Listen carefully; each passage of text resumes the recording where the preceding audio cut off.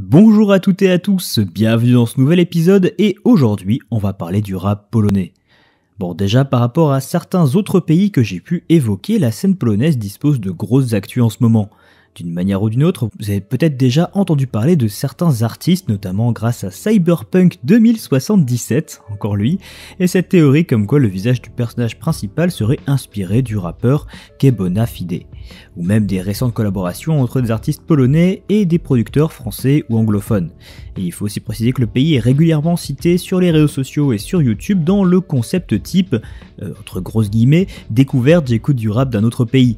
C'est vrai que le rap polonais il y est souvent représenté dans ce genre de contenu et des créateurs permettent autant de faire connaître des artistes émergents ou importants.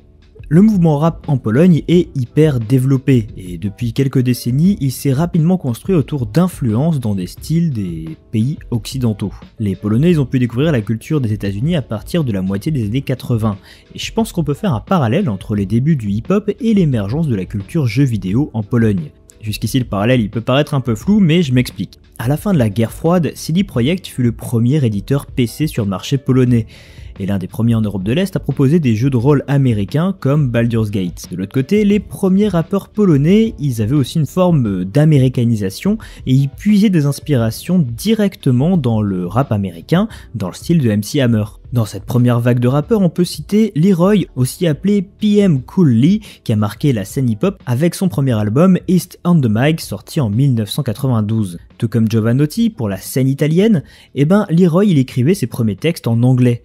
On avait déjà pu en parler sur l'épisode consacré au rap espéranto, l'utilisation de la langue anglaise elle avait pour but de tenter de se faire connaître à l'international. Et après cette première tentative, l'artiste polonais reviendra à sa langue maternelle dès 1995 et commencera à connaître un certain succès avec son deuxième album.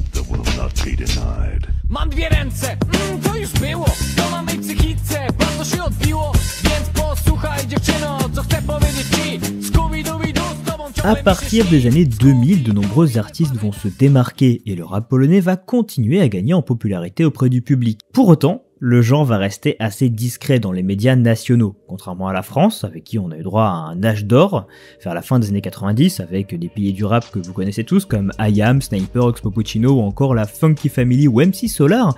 Le style musical il va être assez peu diffusé et les classes populaires ou les publics de niche vont s'intéresser à la mouvance rap en Pologne. Du coup, si le rap polonais il intéresse pas le grand public et les majors internationales, il y a quand même des labels indépendants, associatifs ou autoproduits qui vont se monter pour continuer à valoriser ce genre musical dans le pays. Dans cette nouvelle scène émergente, plusieurs artistes comme Eldo, Sokol ou encore Popek vont proposer un rap alternatif et varier les styles pour diversifier les productions actuelles. Popek par exemple, il va expérimenter des musicalités inédites dans le rap polonais.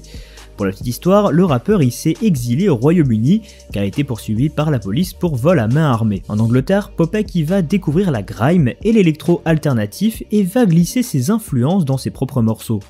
En parallèle, l'artiste va également participer à des combats de MMA, faire de nombreuses transformations physiques et se trouvera régulièrement à la une des journaux People.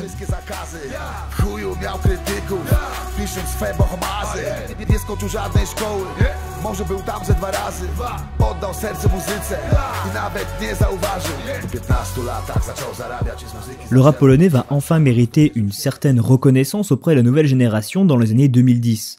La trap va se faire une place, même si les inspirations de la scène émergente tendent plus vers des hybridations avec la dance ou l'électro. L'un des plus gros succès récents, Tamagotchi du duo Taco Finade, composé de Taco Hemingway et Kebona Fide, s'inspire directement des codes musicaux de la pop, avec des références dans le texte à des produits culturels des millennials comme Furby, Kendrick Lamar et évidemment les Tamagotchi qui font que manger, boire et dormir. Le morceau est sorti en 2018 à une période où Lil Peep, XXXTentacion ou encore Post Malone étaient hyper populaires. Tamagotchi il parle quand même de relations sentimentales et de mélancolie et le morceau va rapidement devenir populaire et s'inscrire comme un succès critique et commercial.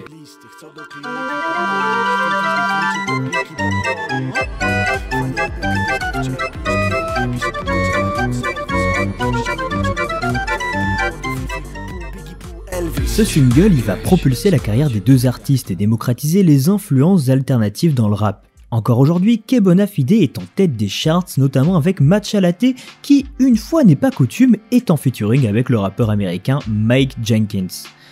Alors effectivement, jusqu'ici, les collaborations entre les artistes polonais et internationaux étaient très rares, ce qui est justifié en partie par le fait que les grosses maisons de disques ne considéraient pas réellement le genre, comme l'expliquais tout à l'heure. Si les artistes indépendants venus des US commencent à travailler avec des rappeurs polonais, en France on avait déjà pu avoir un petit aperçu des talents présents dans le pays, grâce à de grandes figures originaires de Pologne comme PLK ou Wojtek.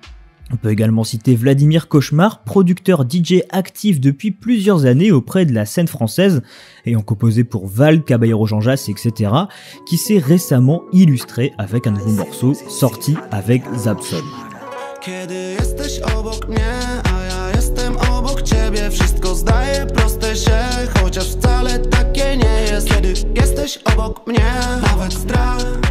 Enfin, dans les nouvelles têtes du rap polonais qui devraient commencer à percer cette année, je tenais à vous présenter B24. Alors je le prononce à la française, je suppose qu'en Pologne ça se prononce autrement, mais c'est un artiste qui m'a beaucoup plu personnellement.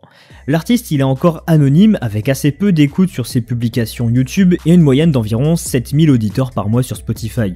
Pourtant, B24 il propose vraiment quelque chose d'innovant avec son album Season 1 qui était sorti en 2020. Le rappeur il varie les styles, sa voix s'adapte et son flow évolue énormément d'un titre à l'autre. Il a sorti des gros bangers mais pose également sur des morceaux à la production rock alternative, il utilise aussi des instrumentales synthwave et c'est aussi un adepte de la drill.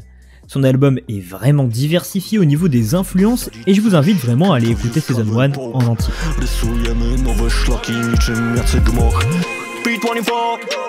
To elektroniczne sztuki, choć gramy Warzone, chtuj wizję, gdy słuchasz naszej nuty. Ty się zgodziłeś na cookies. Alors voilà pour ce tour d'horizon du rap polonais. Effectivement, j'ai pas pu caser tous les artistes polonais qui existaient et j'en suis désolé. Si jamais vous avez d'autres recommandations et des conseils à me donner aussi par rapport à certains grands mouvements du rap polonais que j'aurais pu louper, n'hésitez pas à le dire en commentaire, mais en tout cas ça m'intéresse aussi d'interagir avec vous et de pouvoir aussi découvrir de nouvelles têtes et de nouveaux artistes. Cet épisode touche à sa fin, n'hésitez pas à liker, à partager et à vous abonner et à également aller suivre le podcast sur Spotify. On se retrouve une prochaine fois pour un nouvel épisode, d'ici là, prenez soin de vous et bisous.